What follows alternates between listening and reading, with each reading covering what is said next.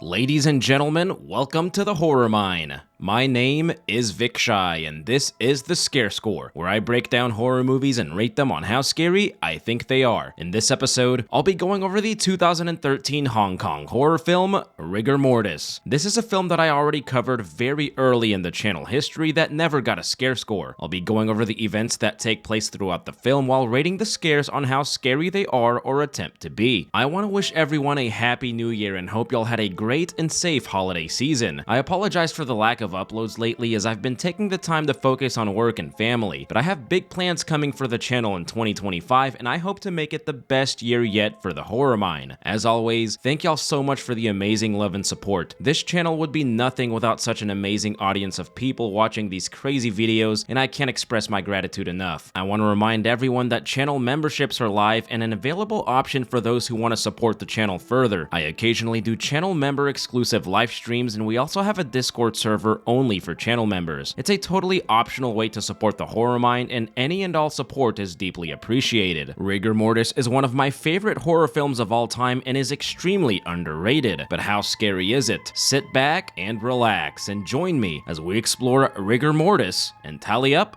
the Scare Score.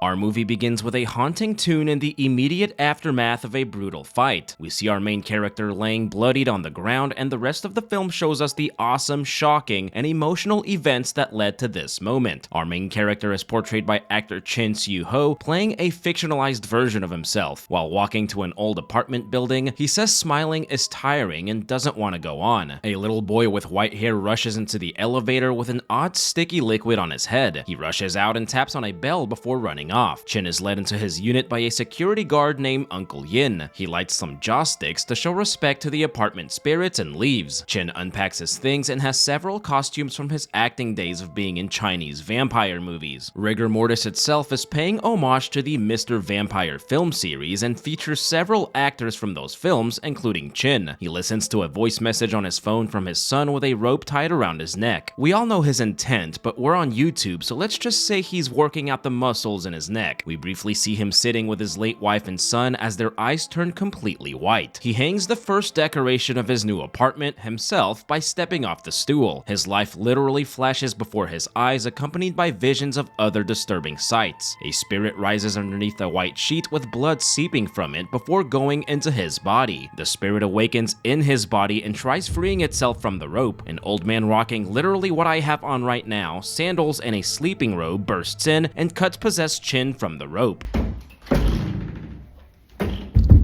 He starts fighting with possessed Chin and the cell phone breaks in the process. We see the face of a screaming female spirit in the mirror who then gets cast out of his body. Chin gets thrown into the wall and gets knocked out cold. This scene wasn't as scary as much as it was cool, which sums up this movie pretty well. All the neighbors gather to see the commotion and Chin throws up the staple possession black goo before putting on his sunglasses like a chill guy. He's just a chill guy that likes to hang out and get possessed sometimes. An old lady tells him it'll be alright, and we see another man staring suspiciously hard in the background. That night, Chin sits alone in his apartment listening to the distorted voice recording from the broken phone. It's a really depressing scene as Chin literally looks like a man who's lost everything and has nothing else to lose. He hears a noise outside his unit and sees a strange woman through the peephole. The woman is eating the food offerings in front of his apartment and appears terrified. She turns around and sees the entire unit red and a woman hanging from the ceiling fan. Chin doesn't see what she sees and she apologizes for eating his food. We formally meet the man who saved Chin named Yao, who owns a restaurant in the apartment. Yao knows everybody and the exact meals they eat every day. He even feeds the spirit of a woman who recently passed away, and we briefly see her through the smoke in an awesome visual. Chin speaks with a woman named Auntie Mui, who is a diabetic and lives in the building with her husband. Auntie Mui is the wholesome old lady that everyone loves. She sews people's clothes, cooks, and even watches people's kids. Chin asks if she can fix his old movie costumes that are in bad condition. Auntie Mui thinks there are spirits in his unit, but he doesn't believe in the supernatural. We meet her husband, Uncle Tung, who is a conspiracy theorist and likes to talk crap about the other building residents. Tung goes to take out the trash and goes into the stairwell where nothing ever good happens. We briefly see the feet of a child spirit on the stairs. He hears someone crying that sounds exactly like the witch from Left 4 Dead. He then hears a child laughing deviously and sees the spirit of a boy below that is definitely a reference to Toshio from Ju-on. By the way, this film was produced by Takashi Shimizu, and his influence is definitely felt throughout the film. We see the boy spirit's deformed face before Uncle Tung slips on the stairs and breaks his neck. Back in their unit, Auntie Mui can feel that something is wrong. Yao tells Chin a story about his great-great-grandfather who was a vampire hunter and carried glutinous rice on his person at all times. He says since all the vampires have vanished, he doesn't need to be a vampire hunter and cooks with the rice instead. Uncle Tung comes home and Auntie Mui washes his feet, which feel cold to the touch. He says he'll be back and asks her to wait for him before she wakes up from the dream. We then see the bloody aftermath of his fall, which confirms that Uncle Tung will not be coming home. We meet this film's next major character, a shaman named Gao. Auntie Mui speaks with Gao in private and then runs into Uncle Yin in the hallway. He points out all her groceries and she says Tung is coming home. She finds the little boy named Pak in her unit and tells him to scram. Uncle Yin stumbles upon the bloodbath left by Uncle Tung and sees his golden tooth on the ground. Pak goes into Chin's unit to piss in his sink and takes off with his sunglasses. Pak left behind his notepad, which contains several creepy drawings. One of the drawings depicts what the strange woman saw inside of Chin's unit. The other drawings depict what we are about to see involving Auntie Mui and Uncle Tung. His dead body is now inside a tub covered in dirt with a talisman over his face. Auntie Mui stitches up his face as we hear Gao giving her instructions while coughing. Gao performs a dark magic ritual to bring Uncle Tung back to life. He places a mask of coins on his face and tells her not to remove it. They plan to feed his body crow's blood and his spirit should return in 7 days. If this doesn't work, there is an extreme last resort method to bring him back to life. Gao starts coughing viciously and stumbles back into his unit. He makes a cigarette using contents from an urn and the smoke eerily takes the form of a baby. Chin again sees the strange woman and her son Pak eating the offerings in front of his unit. The slowed version of the Mr. Vampire theme song then starts to play, which sounds very creepy.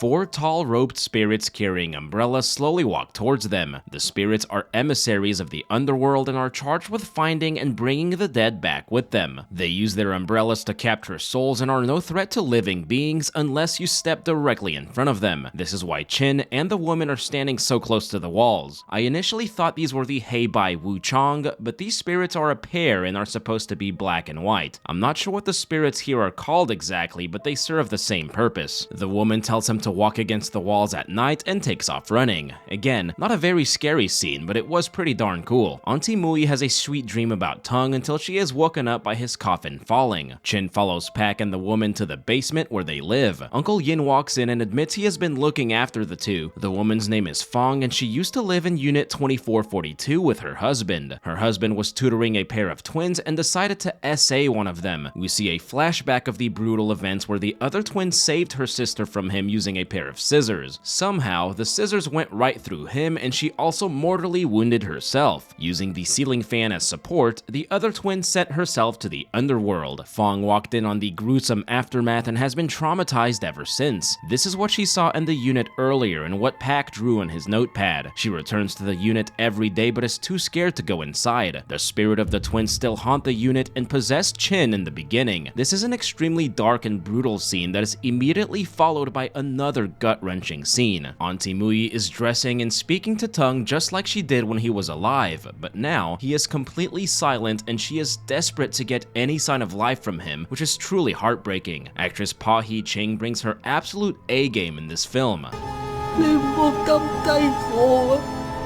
Tung's corpse then suddenly opens his eye. Chin goes to Yao's apartment where we see several spirits eating at the table. He says they are his usual roommates and has learned to live with them. He says the spirits are attached to the land itself and that he will probably live here when he dies. He then talks about the vampire hunting equipment behind him that has been handed down for generations. The rest of his family died fighting the supernatural. We see a flashback of Yao as a child wearing the same exact glasses with the exact same prescription too. His father was a Taoist monk who didn't have much money. One night, he left Yao with a neighbor and never came back. I know what you're all thinking. It would be too easy to crack a joke here, but I'm not even gonna go there this video. That's me. Chin asks Yao to help him take care of the twins in 2442, but he refuses to. Chin returns to his unit and gets blood tossed on him as soon as he walks in. Gao places a talisman on his forehead and starts chanting. This draws out the twin spirits who look like two Kayakos infused with the Las Plagas from Resident Evil 4. The twins possess Chin and start fighting with Gao. He starts getting his ass handed to him because it's technically 2 against 1. The fight keeps Yao from finishing the dishes as he also gets in on the action. They push the twins out of his body and the spirits retreat into the darkness. Gao uses Yao as bait and snatches one of the twins with a blood-infused string. One jumps onto Yao's back and he grabs her with the string before being pulled into the dark. They both drag the twins to the middle of the room and tie them up before throwing them into the closet. This was a great scare scene that mixed horror and action really well. The look of the twins is the classic Onryo look, clearly inspired by Kayako Saeki, and they are effectively creepy. Yao slaps Gao for risking Chin's life just to bait the twins and forcing him to get involved. Yao tells him to burn the closet, but Gao has other sinister plans. Almost an hour into the film and I was getting worried we wouldn't get a shower scene, but thankfully, Chin has all that blood and emotional damage to wash off. Now that the twins are gone, Fong can finally step foot inside of 2442. Fong and Pak move in with Chin in a scene that's very bittersweet, accompanied by beautiful yet haunting music. Yao notices an odd smell and that the stitching on people's clothes is a little bit off. He notices that Uncle Tung's been MIA for a while and gets some intel from Uncle Yin. He says Fong saw a man with lots of kids get rid of Uncle Tung. He then shows him Uncle Tung's gold tooth. Auntie Mui says that Tung opens his eyes every night at 11 and that his hair and nails are growing. Gao says it's normal and Mui asks about the extreme method of reviving Tung. He tells her that she needs to feed him the blood of a virgin. I'm in danger.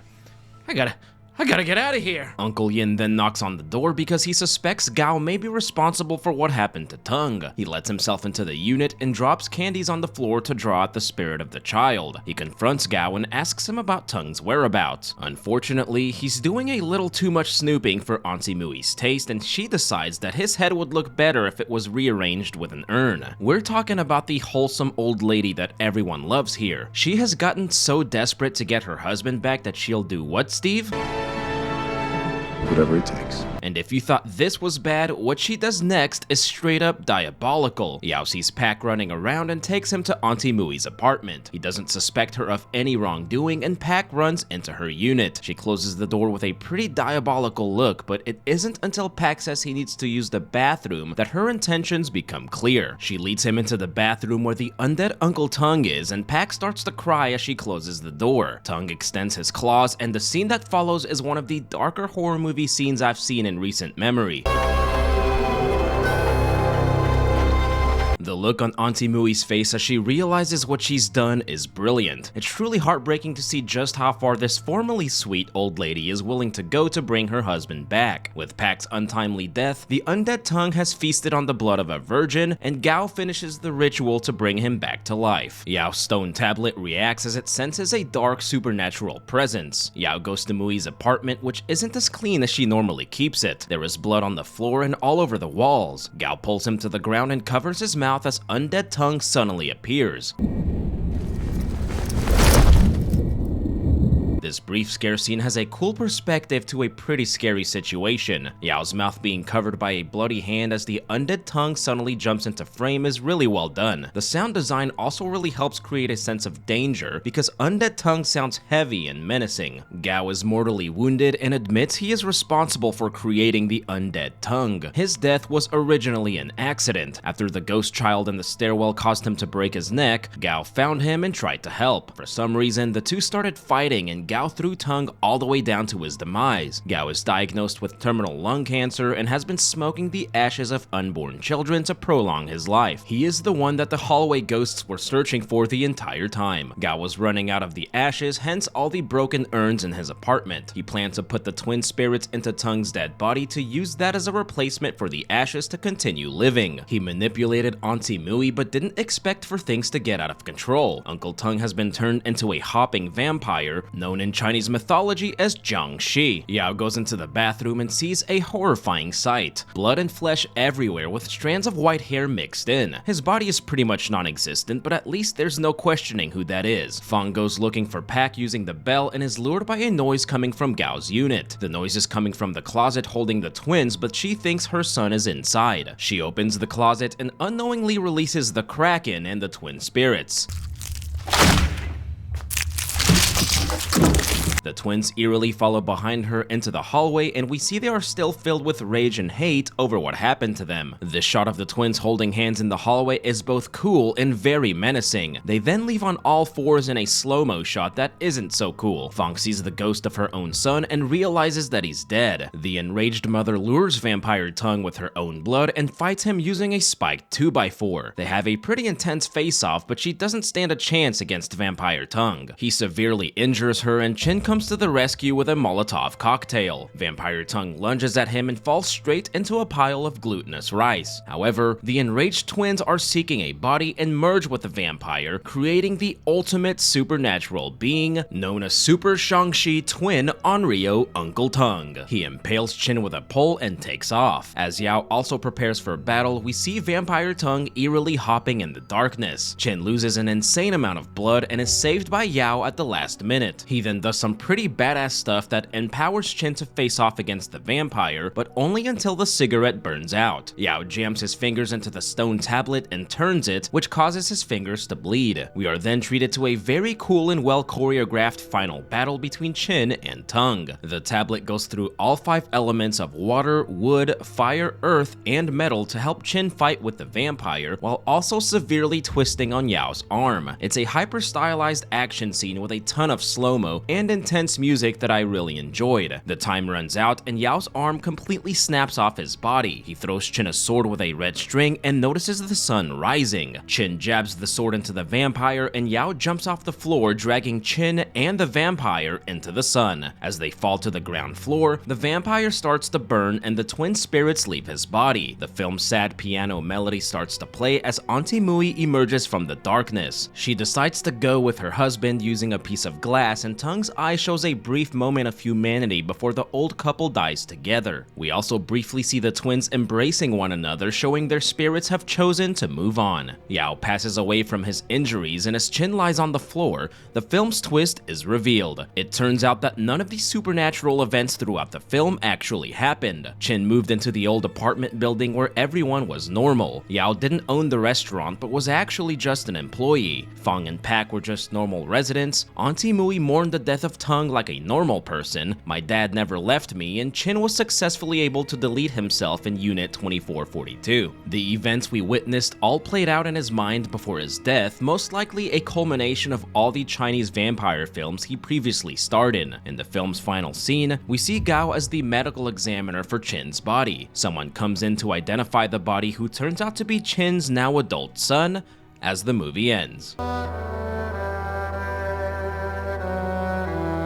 And that, ladies and gentlemen, was Rigor Mortis. My friends, I absolutely love this movie, and it's up there as one of my favorite horror films of all time. It's just so different from any other horror film I've seen. There's a surreal, dreamlike quality throughout the entire thing that hooked me into the world and never let go. The performances are brilliant and gave Rigor Mortis an emotional factor that I wasn't expecting. Pa Hee Ching as Auntie Mui gives one of the best horror movie performances I've seen in a long time and crushes it fit in this role. The action in the film is pretty good, though it's not the main focus. Unfortunately, neither is the horror. The film is a mix of a lot of things, but it's at its core a really dark drama with action and horror elements spread throughout, earning rigor mortis a not-so-scary scare score of 22%. The audience scare score averaged by channel members is 18%. But as we know, a low scare score doesn't mean it's a bad film. This is an amazing film and experience that I would recommend to just about any horror fan. The scariest scene in the film is when the twins are released from the closet. The twins were a really cool and creepy pair of ghosts that gave me chills every time they appeared on screen. I want to give a massive shout out to our newest Golden Kayako member of the channel, Jamakika. And also a big thanks to the rest of our Golden Kayako club and the rest of our channel members for the tremendous support. But,